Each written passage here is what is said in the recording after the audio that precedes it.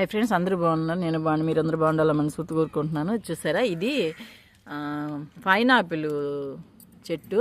కానీ ఇది చెట్టు కొనుక్కొచ్చేసింది కాదు, మామూలు కాయ తెచ్చుకొని కట్ చేస్తాం కదా, పైన మొదలు ఆకులు అది కట్ చేసేసిన చెట్టు.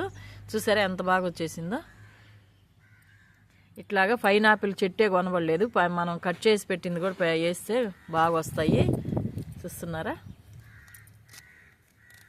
చూడండి. మా అమ్మాయి వాళ్ళు వేసి ఉన్నారు, చూస్తున్నారు కదా, చాలా బాగా వచ్చేసింది కదా.